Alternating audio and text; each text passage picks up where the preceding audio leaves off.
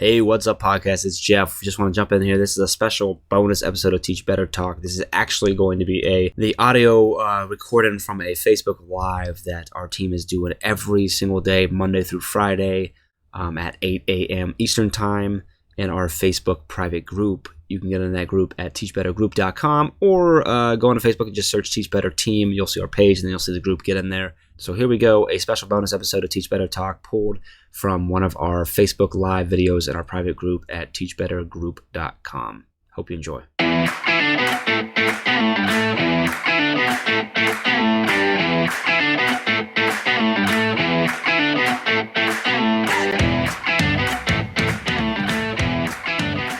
I am here with Megan Deegan, also from the Teach Better team. Good morning, Megan. Good morning. Happy Friday and happy May. This is exciting. I know it is. And, we were on a couple of weeks ago and you and I were kind of scrambling at the last minute to make sure everything technically was working fine. And I thought, this time it'll be so much smoother. And what the audience does not know is that you and I were yet again scrambling at the last minute to make sure that everything was technically okay. That's okay. It's working. It's Friday. We're here. It's going to be a great morning. Hopefully everyone sees both of us and can hear both of us clearly. And I can see both of us. So all right. We're doing good for a Friday morning. And as I was telling you too, I was on yesterday, so I don't know who I think I am coming on to the Daily Drop-In 2 days in a row. But when we planned this a couple of weeks ago, it just kind of coincidentally happened. I ended 1 month and then began another and kind of wasn't looking at the calendar at the same time, but super excited to be here. This is probably the only time I've had a full face of makeup on this early in the morning, since we left school. Let's put it that way. Absolutely. It's been, roll out of bed, be able to do your work in your pajamas. Yes.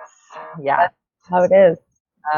So we are happy to have everyone joining us here today. Don't forget, if you are, and I know most people are kind of used to how this operates, but if you want to leave us a comment, and we hope that you participate, that you put your name next to your comment, because we can't see everyone's name when it comes up on our screen. So if you would do that. So good morning, Joe. Good morning, Ray. She said, love double Becky days. I agree. I love the double Becky days. I'm not so sure. I think I might need a little day break in between. I give Ray a lot of credit. Ray, Jeff, and Chad do this all the time, and I'm like, woo. I know. I got my coffee, so I'm good. Ready to go first thing in the morning, like you said, and presentable. Like I can be up to watch them. That's that's the easy part. That's totally the easy part. Good morning, Holly. Good morning, Andrea. So this is actually so I'm on with another math person. You teach math, right? Tell everybody what you teach for those that may not know you. Yes, I teach 7th grade math in Illinois, and I'm the lead ambassador for the Teach Better team. So it's lots of math for you 2 days in a row. Yes, yeah, and I love talking about math. And I'm a 5th grade math and science teacher, so I also do science as well. So yeah, we got some great. I mean, we always get great ideas from these, and right, that's the purpose of them, is to just brainstorm. So last time you and I were together, actually in the middle of our daily drop-in together, we were brainstorming, which is what we like to do too on air, about virtual rewards. And we said, let's look into this a little bit more and, talk about what are some good ways to keep students motivated and engaged, because as we all know, I know school has been not canceled. You're not going into school for the rest of the year in Illinois, correct? Yes, absolutely. So that call has not been made yet in New Jersey. So we're still in limbo as to what's going to happen. It looks like May is definitely out, but we, as I've talked about multiple times, we go late in June. So there's still an outside chance, though I personally feel it's probably very unlikely that we would go back in June. But nonetheless, as this is going on, it's becoming harder and harder to keep the kids engaged and motivated. And so that's why we decided that we would talk about virtual rewards, and hopefully some people can jump in here and talk about things that have worked for them. And I know you have your banking system, which if people missed that last time, I would love for you to share again because I think it's awesome. And then we'll talk about some ideas we found online. Definitely. And I could not agree more with what you said. I mean, I know Illinois knows and a lot of other states, aren't returning this year. But I do think you kind of said it perfectly. We're at a point where we've been doing this for a while now, and we still have a while to go. Yeah. And so now, we're really trying to reach that motivation and the engagement. And how do we keep them engaged long term? And how do we motivate them long term? I feel like it's so easy, I'm going to say, to do in the classroom because you have so many options. And so now I think we've had to flip the switch, and it's just another thing that we've had to think about what to do and how to do it remote. Right. And I think that we hopefully will have a lot of great suggestions, but hopefully some of the people watching will give us some good suggestions too, because I'm always looking for more. But I definitely think that's a challenge that a lot of people are sitting at now is this isn't really new anymore. And as we kind of continue through that, but we still have a month or more to go. Yeah. How do we kind of long-term now keep them motivated? Good morning. Let's see. Good morning, Jeff. Good morning, Lindsay. Good morning, Alex. And Andrea kind of made a good point. And she said, once the governor made the announcement that we weren't returning to physical school, our student motivation really dropped off, which has been very, very true. We work in the same district, but once that announcement was made, we have seen a serious drop in motivation. So now for us, it's an engagement. So we've kind of changed and shifted our mindset to what can we do now to boost that engagement again. So we're kind of at a difficult point of, how do we engage them now? How do we motivate them now? And how do we keep this going? Because we don't want it to drop off and just be done. No, and one of the questions, I put up a poll question in the group.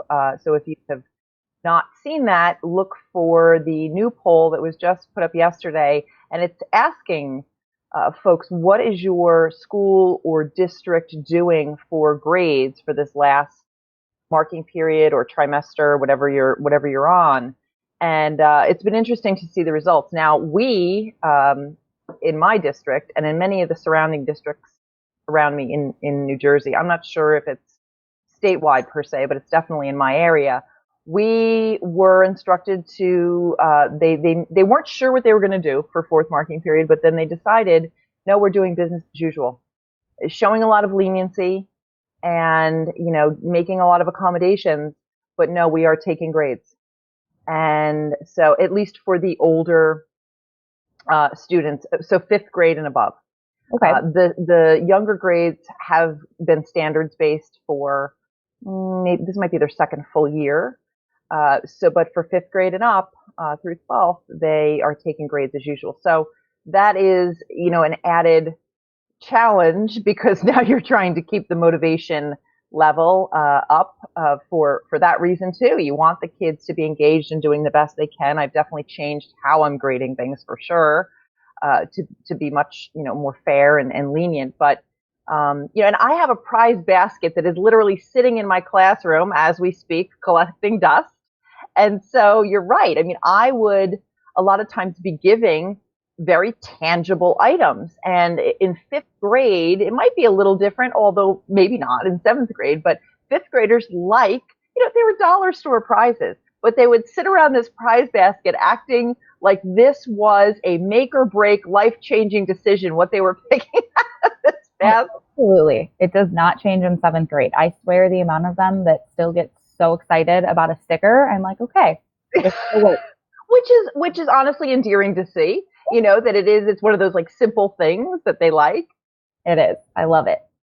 But now we don't have that. Exactly. And I think I love the poll that you posted because for me, I love seeing what other districts are doing. Me too. And for us, we're in trimester. So this kind of happened towards the very, I would say, beginning of third trimester. And we are now, it's kind of weird. I'll say we're at pass fail, but everyone's going to pass, if that makes sense. No, that's what they were talking about doing in our district. Yeah, we're not really we're at a don't put in grades. So it's been very, very difficult. And we've actually had students emailing us saying, so, what is going on with grades? I'm noticing that they're not being updated. And so some of us have tried putting in grades where they don't count, but we just mark them missing if they haven't done it. But they're noticing that they're not getting a 0, so it's not negatively impacting them. Yeah. We think it's being, for us, it's how do we word the response to where we're not telling you that grades don't matter. We're not telling you that we're not putting in grades. But it's, and that's a huge just shift in mindset too. Yeah. Your grade isn't what matters, what you're learning and what you're doing and the learning opportunities that you're taking advantage of. Those are what matters. But that's hard to instill and hard to work on if that wasn't already set up in your classroom and just with students in general. Yes. I think that like that grading makes the rewards and motivation and engagement even more important, because now I think that's kind of how we have to hook them, because grades all over the place for the most part are, I would say almost, not seeming very important and not seeming very helpful right now. Yeah. Yeah. And to your point, it is interesting to see how many people are putting in what their district is doing. I know when I last looked, and it wasn't this morning, it was just last night, but one of the biggest responses was a modified grading system. And, that's what I've kind of been doing on my own. So I have to give grades, but I've been trying to, something that would normally count as an assessment. I'm not counting as an assessment, because assessment's obviously, way more than your typical classwork grade. So I'm counting really, really almost everything as like a classwork or a participation grade, so as not to penalize. And I'm also trying to come up with extra credit opportunities and things like that, because, some kids are really taking it hard if they're not doing as well on an assignment that I've given. They're panicking, and I'm trying to tell them, do not panic, and it's fine, and I will adjust it. And so, you're balancing that too, because they're worried. I've gotten a few parent emails like, oh, they're very concerned about their grades. And I'm like, don't worry about the grades. So that's the tricky part about still having grading in this situation is that, you're going to get that. You're going to get the kids who, have always been motivated and are continuing to be motivated. But if they have one assignment, it's the same in the classroom, right? If they had one assignment that they didn't do so well on, but it's magnified now because of the situation that we're in. Yeah, absolutely. And again, I think it's interesting. Chad made a comment, and Andrea I like both their comments, where, Chad said it's the difference between mastery and traditional mindset. And Andrea's comment said it really brought to light some issues between learning for a grade and learning to learn. Yeah. Yep. I will say, in my classroom, as they work through their assignments, they don't get any grades unless it is an assessment. So they are very used to doing the work and doing the learning opportunities and the practice without getting a grade. They don't, they don't ask me, what did I get on this? Like, they know that those practice, they do that until they've mastered it. And then they move on, and their assessment is what they get graded on. But it's hard now when we are at a distance and they're taking assessments. And of course, I'm trying to do the assessments really just to keep them going. I'm not looking at it to put the grade in the grade book. I'm looking at it to see, okay, so this is how much you know.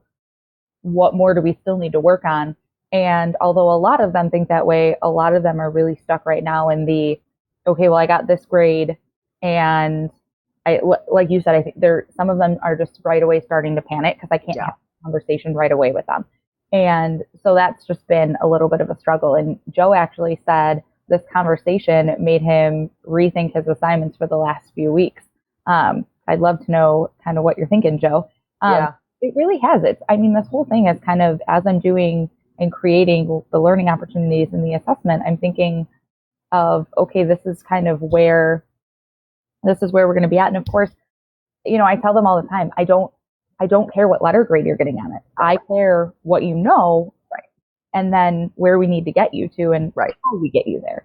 So I think that keep I just keep kind of reiterating that to them and reminding them that we might be at a distance, but all of that still holds. Your letter grade is it's non-existent right now, and we don't care about that. I care that I can check in with you and that I'm hearing from you, and I care that we're having that interaction, and my students who are motivated to keep going and continue with those learning opportunities.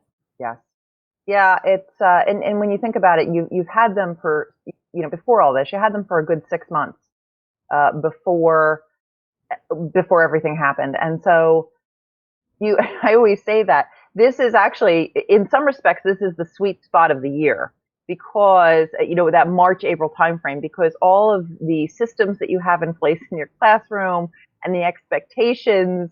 There's no surprises. And so, particularly for me, when they walk into my class in the beginning of 5th grade, they're brand new. They're brand new to the school. Most of them are brand new to having 2 different teachers.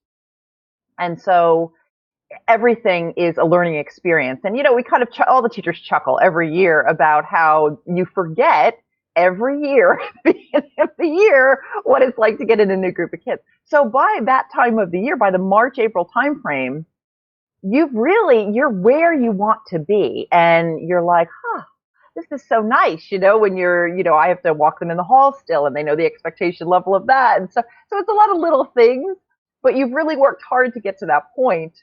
And so the same with whatever your method is for grading and assessing, there's an expectation level at this point in the year. And so to try to then get them, we're also forgetting they're kids. So when they've been used to and accustomed to one way, and now all of a sudden you're shifting it, but you're shifting it for the better for them. It's a hard adjustment, and I fully agree that I have really taken a hard look, and I've had this discussion with some of my colleagues about different resources that we use and different things we tend to get hung up on. That now you're seeing, are you really kind of missing the point with this? It really does force everybody to take a hard look at how they teach, how they assess, whether it's formative or summative, and so. Absolutely, I could not agree more. And I think that Alex brings up a really great point. He says that this pandemic has really revealed that too many systems have relied on carrots and sticks to get students to do work. And beyond virtual stickers, how do we motivate them to learn for the sake of learning? And I think that I completely agree, Alex. I think that that's a really great point.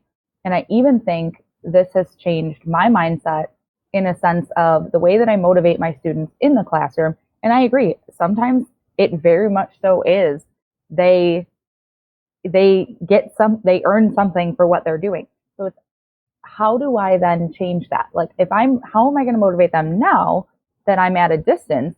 And these ways that I'm motivating them, how can I then keep these same ideas while I'm in the classroom next year? Because right. I think that how we decide and choose to motivate them now is going to be creative and also really intentional. And if we can kind of keep those and implement them in the classroom when we're all back together too, I think that would be phenomenal, and that would make a great change. I know one of the things that kind of my team has thrown around, and this is more of something like we wouldn't, not include anyone from this, but being able to do a virtual field trip at the end of the year, something, and you can use that as motivation if you choose to do that. We also, a lot of our teachers have been doing a quizzes or a Quizlet or a Gimkit or Kahoot live once a week or something. And my kids love it. They are like, can we do more of that? So they love those kind of live games. So you can even make that hey, if you are doing X, Y, whatever it might be, then, we're going to play a live game, or you'll get a special invite to play a live game. I've also seen staff doing student versus staff live games, which I think is so cool. That's fun. Yeah. So I thought that was kind of a cool way, because that's a way you can engage a lot of your school too. Hey, you can use that. You can just include everyone, or you can even do that as a motivation again, maybe a special invite of, these are, these are kind of the expectations. And then based on that, we're going to do a whole student versus staff live game, which I think it's just always fun with them. And it's another way to connect, and it's another way to reach out and make sure we're continuing those connections with our kids. Yeah. Some people are chiming in here too and saying, like, Amanda said that they're collecting work for feedback, that there's no grades exactly, which is good. That she's finding parents aren't having trouble with their kids wanting to work. That's so important. It really is. It really is. Yeah. And I know Jeff Kaplan said that his trip to Savannah, I think maybe the last time I was on one of these, and he was talking about how his trip to Savannah got canceled. They were supposed to go on an actual field trip, so they're going to be taking a virtual field trip, which I think is so cool. So we found a good list. PBIS had a list that they were compiling, and they were asking, or still are asking, for teacher feedback on some distance learning incentives. And I think you also brought up a great point, which is that, kind of what you're putting in place now. I think everybody is starting to see, or believe at least, that next year is not going to look 100% normal either. So no matter what the situation is, it would be great if you could do a trial and error now of what works and what doesn't. I mean, you'll have a different group of kids next year, certainly, but, it does give you a little bit of an indication of what maybe works, and not just works for the kids, but works for you. What are you able to handle? Yeah, and I completely agree. I think, as much as I am holding out hope and, don't want to admit it and accept it yet, I do think that next year is, I don't know what it's going to look like, but I don't think it's going to look completely, I'll say, traditional to what we're used to. So we think that right now is such a learning time for us, not just, our students, but for us to figure out what's working, what's not working. Take the chances, try new things, and if it doesn't work, it doesn't work. If it works, great. And, how can we make things better? How can we improve on what we're doing? And Adam even said this is really a time for teachers to build on their skills and continue to move forward. So I think that, how do we learn new things now?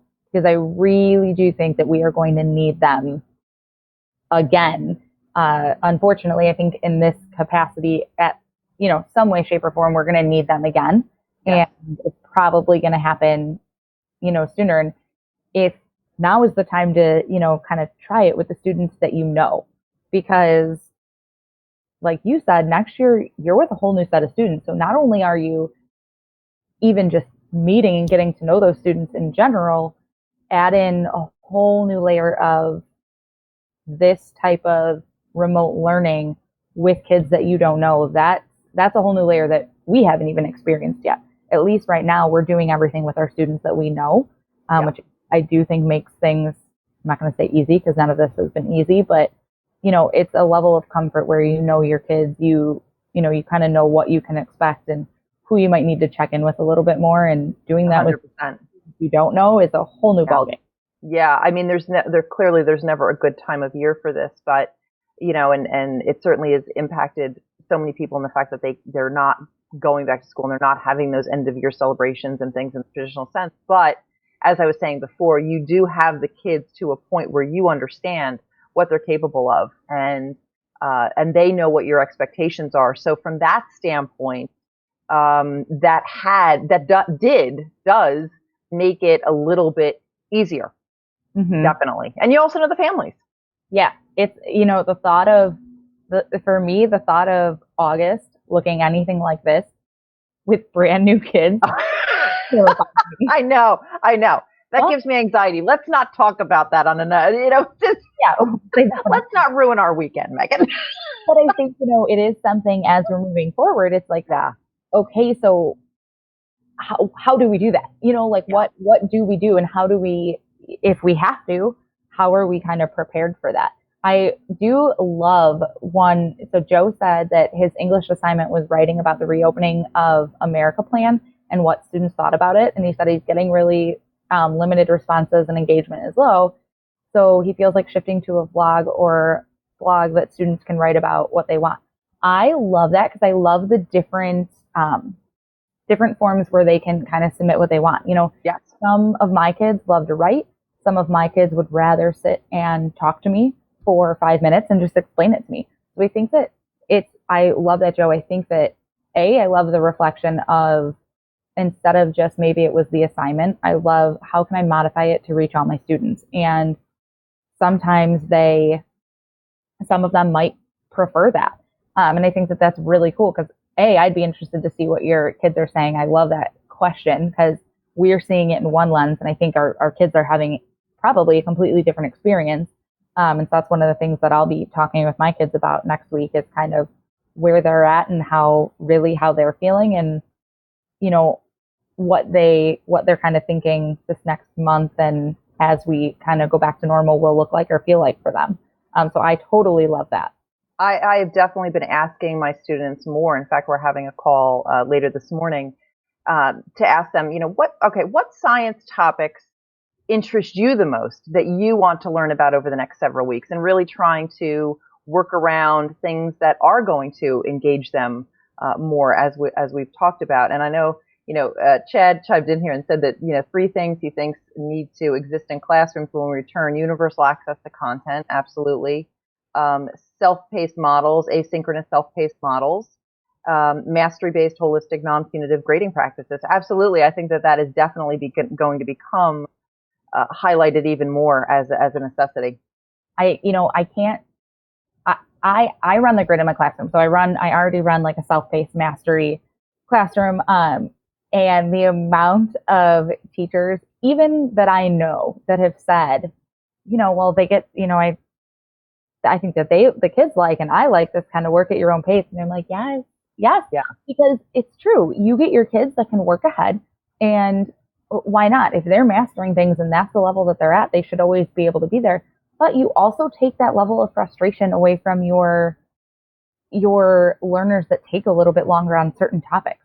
Yeah. It doesn't put that level of frustration, so they are more interested in learning. And I think I love what you said too about asking the kids what they want to learn about. That is a perfect way to motivate them. If they know that they're getting a voice and a choice in what they're learning, they're going to be excited for it. They're going to want to do, the lessons that you're planning and what you're doing, which I think is awesome. So especially now, I feel like when we have this leeway of a lot of schools, they don't have to follow their content or follow their, pacing. Ask them, what do you want to learn about? And of course, like for me with math, I can tie it to my, I'll figure out a way to tie it to my content, but then they might come up with something really cool that I've never thought of that I can be like, great, I'm doing that next year.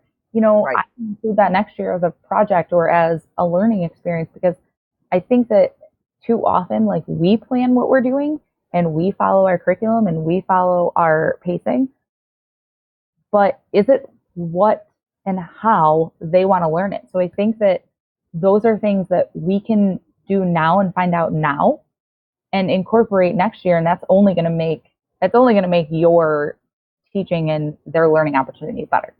Yeah, one thing that I've noticed, and I was saying this yesterday too, and I probably sound like a broken record, but because we don't have that state test hanging over our heads, it has definitely given me a lot more flexibility, and I think I've taken it as an opportunity to play around with different things and have some fun. And one of the ways that I've been able to motivate some of my students who, traditionally are not as engaged in math as as some others. But one thing I've done is put together an outside choice board, so math outside. And I got that idea from another teacher, honestly, in my own kids district. And you can tailor it. You can obviously make it, so you can focus on, like I wanted to include geometry. So I said, go outside and find me shapes, of different shapes. And math, I have a math outside. So depending on the day and depending on the weather, I either give them the math outside choice board or I give them the math around the house. And, came up with different problems. And that, I can tell, that gains a bigger response from students because it's more fun. It's real life. I mean, it's realistic math. Absolutely. And I think, here's the thing, I love the math outside. And, next year when you're in the classroom, all right, so we go outside for a day and it's math outside. I think that that's something that A, they would love, and B, it's something that you can still incorporate when you're in the classroom. Yes. And it's things like that, those learning opportunities that they get so engaged and they love it. Sometimes it's just that change of scenery of not being, in the same classroom every day all the time and doing something different. You're still doing math. It's just more fun for them. And let's face it, we all need a change of scenery these days. Yes, I will go do math outside. You send me that and I'm gonna go outside.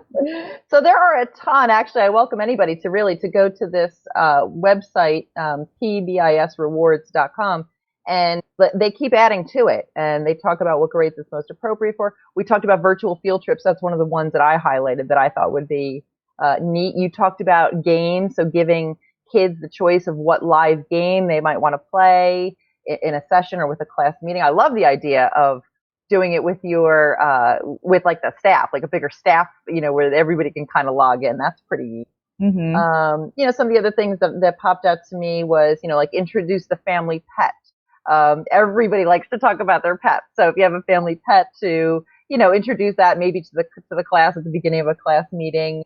One of the things that I think would, but you can look at this one of two ways, but is, kind of give them a free pass on an assignment. So they can pick an assignment that they might not necessarily want to do or feel that they have time to do. I saw school appropriate YouTube video. So if they want to share a YouTube video. And then I thought this was fun because I've been trying to do this. So I've been going on to, I'm sure there's a couple of websites, but there's one that gives like all the national days and national weeks.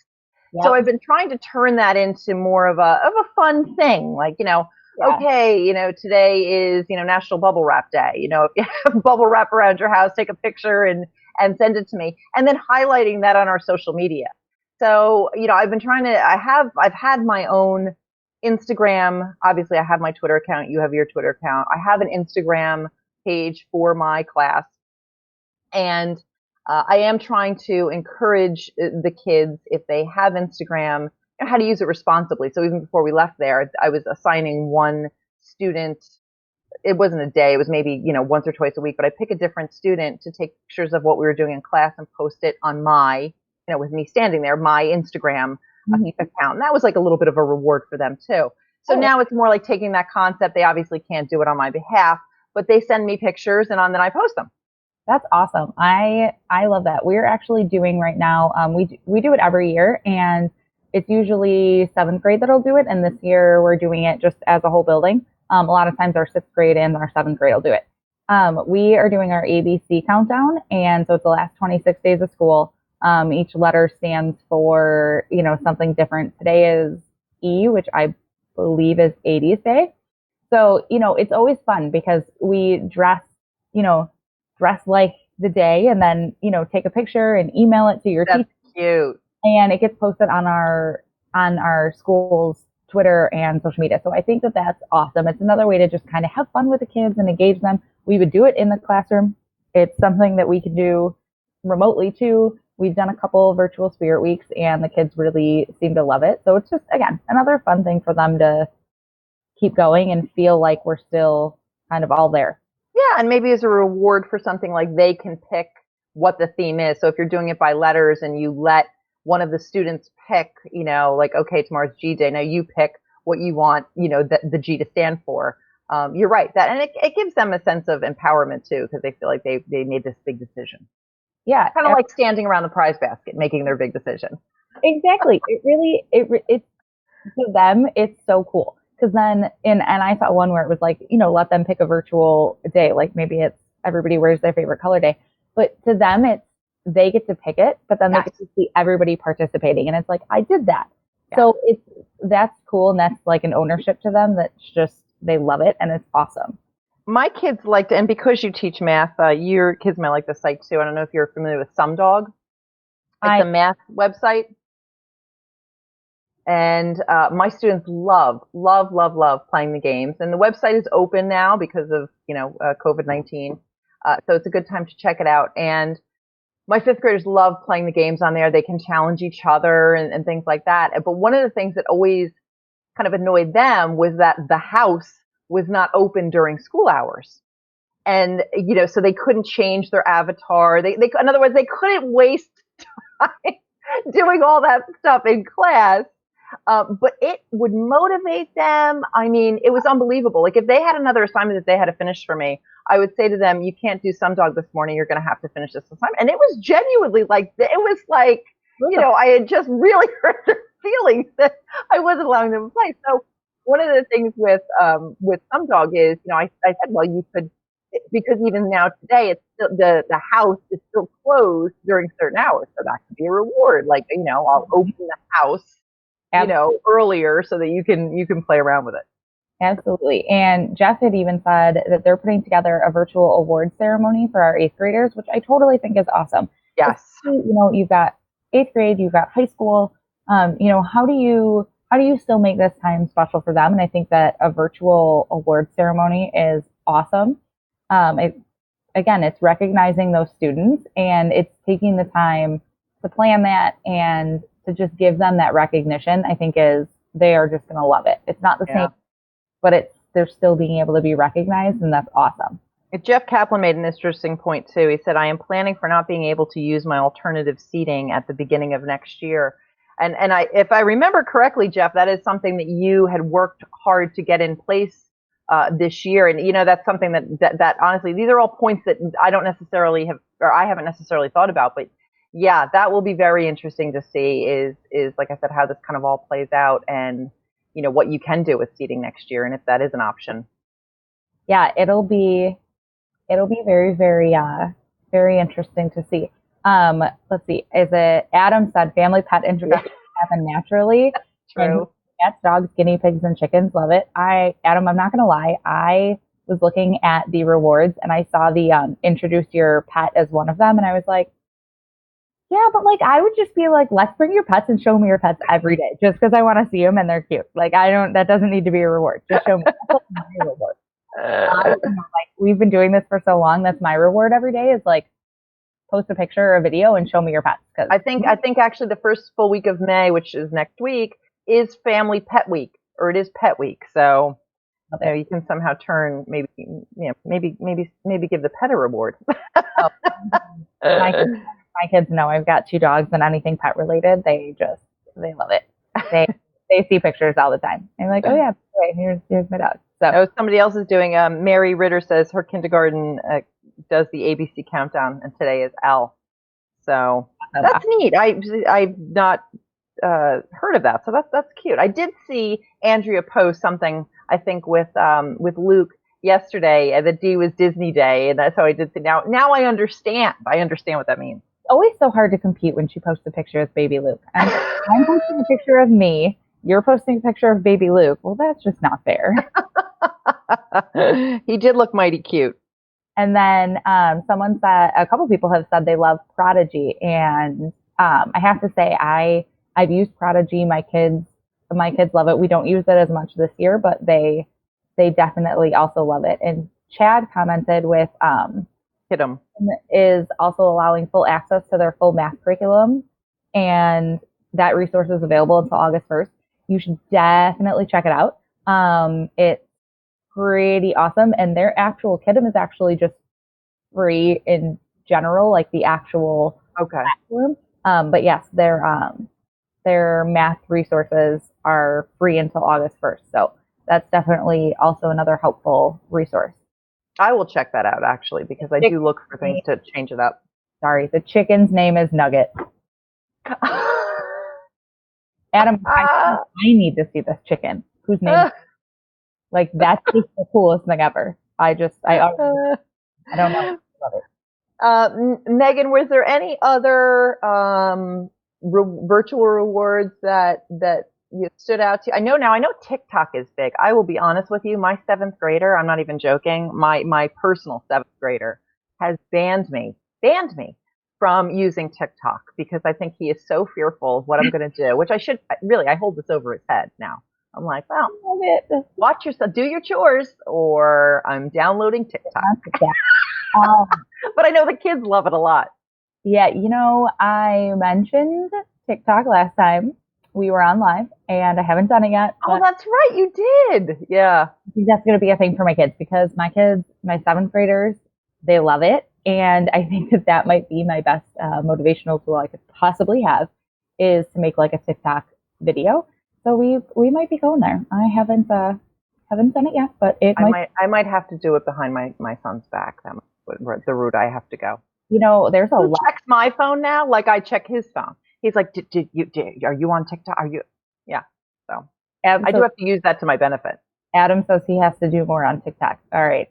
I'm gonna have to do it. I'm telling you all now. You can all hold me to it. I'm doing it. It's gonna happen next week. I want to see this.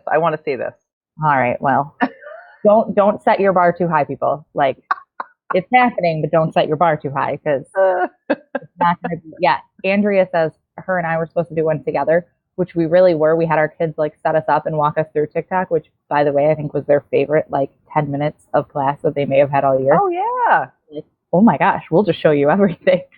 So we were supposed to do it, and then this all happened, and we didn't do it. So yeah. I'm telling you, it'll happen. It is pretty amazing, and we talk about that, about meeting kids where they're at and focusing on what's interesting to them. And, I put together a slideshow of my students this week. It was Superhero Day, but I wanted them to send messages to the first responders. And so I had them put together, they sent me pictures, and I thought to myself, I could spend a few hours putting together the slideshow to music, or I could ask my seventh grade son to help me. He had this thing together. I'm not joking. In 15 minutes, he's like, oh, and he's like swiping through my phone and downloading it. I was amazed. I've seen it before. I've seen it before in my own class, like you said. It's like if you ask them to do something like that, they love it. Love it. And that's one of the drawbacks is like that. But I guess you could, in theory, when you think about that, that could be a reward. You could send them pictures.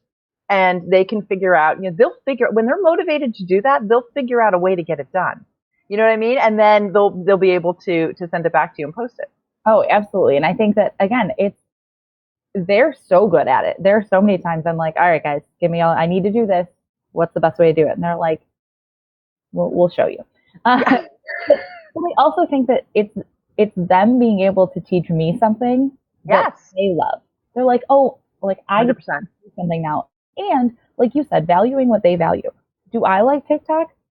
I don't dislike it. It's just not something that, let me go sit on TikTok. But they value it.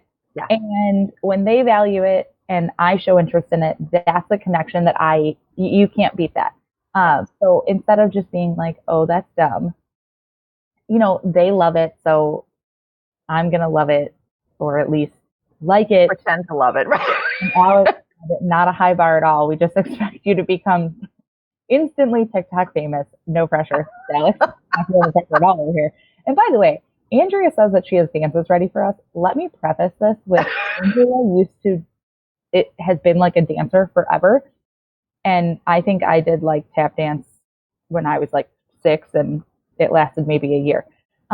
So TikTok famous. Yeah, I might be TikTok famous because you all like think I'm hilarious and it's funny.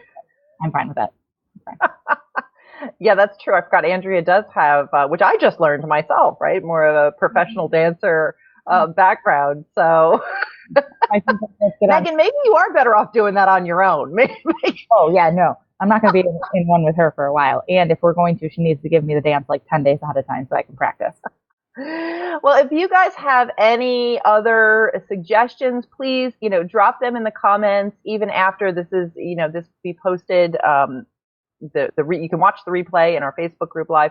If you are listening to this on YouTube or you are listening to this elsewhere, make sure you join our private Facebook group so that you can be part of these discussions. We run the Daily Drop-In Monday through Friday at 7 a.m. Central Time, 8 a.m. Eastern Standard, which is where I am in New Jersey. So this was a fun chat. It was a great way to end my week, Megan. It was. And I think too, one thing I want to add is, don't forget the rewards that you can do in the classroom that can also be out of the classroom. Like you can still make positive phone calls home. Your kids are still going to love that, especially now when they don't see you every day. You can still do, if you're able to connect virtually with, or like video conference with your kids, you can do, have lunch with your teacher or have a snack with your teacher. those are all things, although it might look different, you can still do that. It's, there are still so many rewards that are possible, that your kids are still going to love it. Even maybe more so now that they don't see you every day. Lunch with your teacher, they see you every day is still cool to them, but even now that might be even more appealing to them because they haven't seen you and just gotten to chat with you in a while. Well, and let's face it, I'm eating lunch with the same 4 other people and dog for the past however many days. So I'm also always willing, as much as I love my crew, eating lunch with someone else would also be a little bit of a treat for me too. Yeah. And yeah, so I think, and then a couple more, let's see, Brian said that he made a TikTok and the students said they were going to make it go viral. I mean, yeah, I know, I believe that. Like, if anybody can make it famous, it's your kids know how to make it viral. Who said we should have our own hashtag, Teach Better TikTokers? All right. That's like a tongue twister. That's the thing. That's going to happen now. All right. Well, thank you very much for joining me, Megan. This was great. Thank you to everybody who dropped in on the Daily Drop-In. We hope you have a fantastic Friday, TGIF, and have a great weekend. And we'll be back here, not you and I, but the Teach Better team will be back here on Monday morning. Thanks so much, everybody. Bye, guys.